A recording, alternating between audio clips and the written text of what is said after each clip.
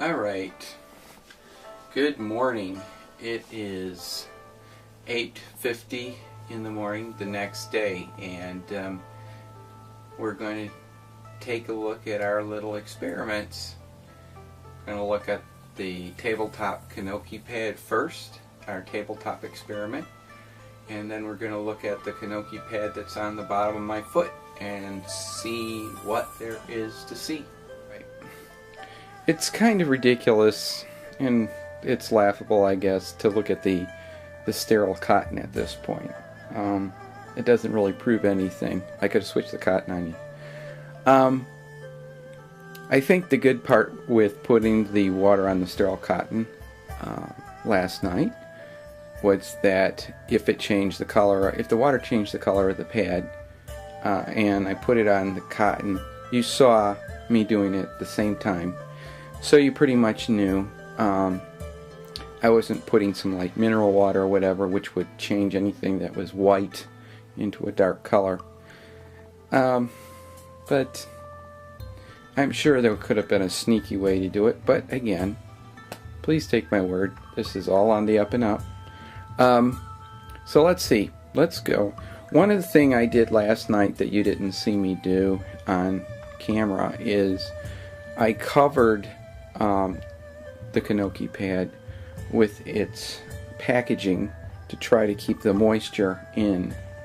So, because I mean, you know, my foot that has the pad on it, I put a sock on with the same idea, keeping, you know, if I'm sweating during the night, etc., that I wanted to try to approximate that. So without any further ado, let's look and see what we got.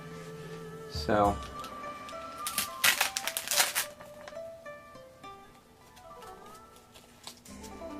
alright, I am now of the opinion that these things probably don't work. Alright, you'll notice that it is all dark.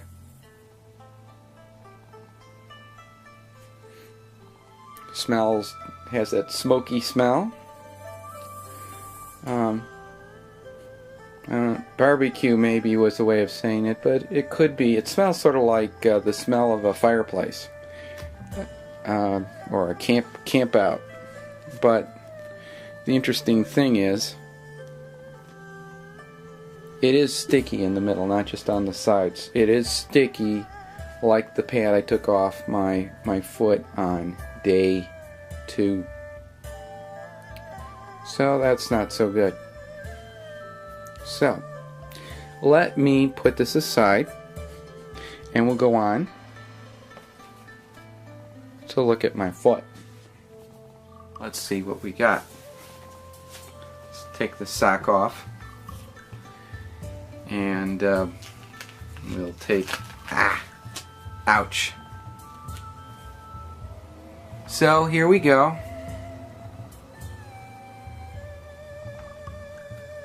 Basically the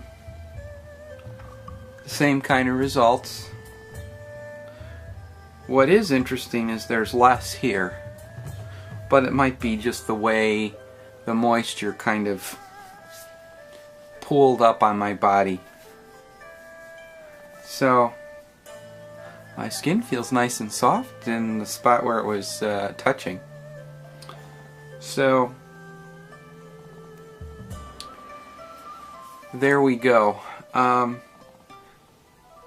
It is less dark than the last time that I was all sweaty, but somehow I don't think it's for the same reason you would think it would be. I'm going to keep using them. I bought them, alright, to see what happens.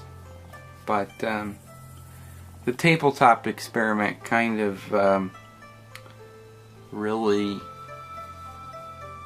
seems to indicate that there really isn't anything to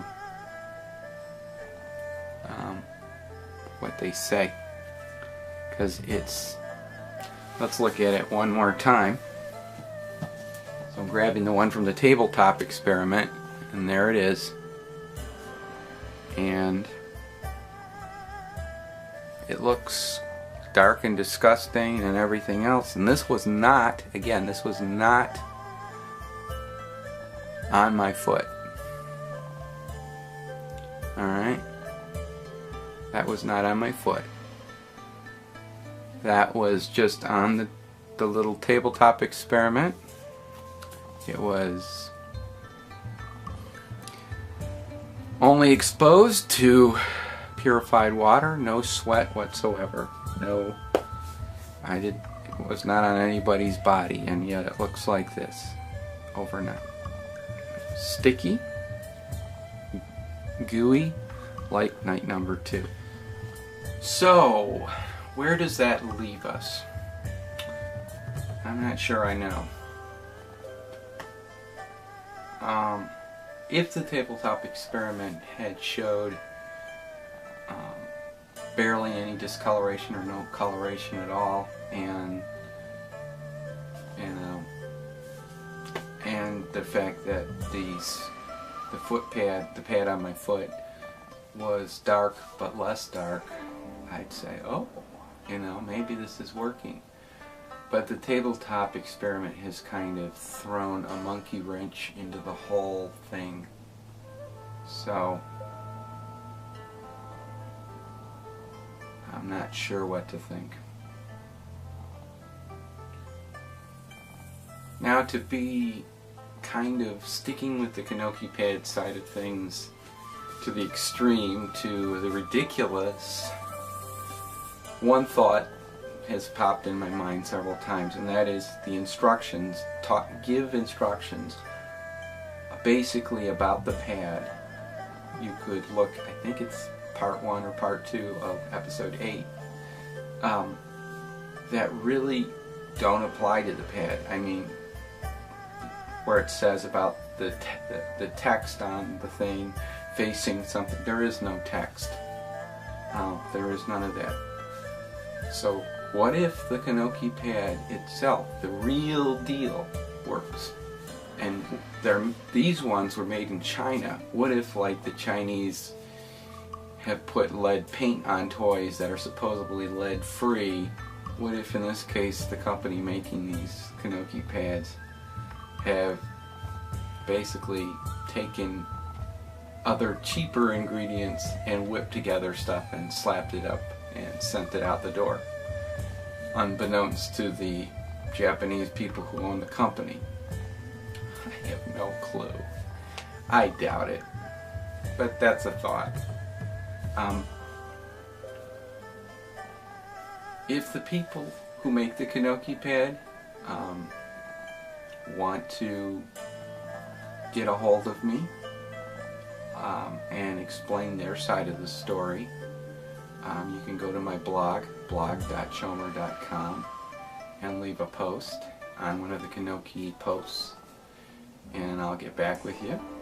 I'd love to hear from you and hear your side of the story. And but for now, I'll say goodbye.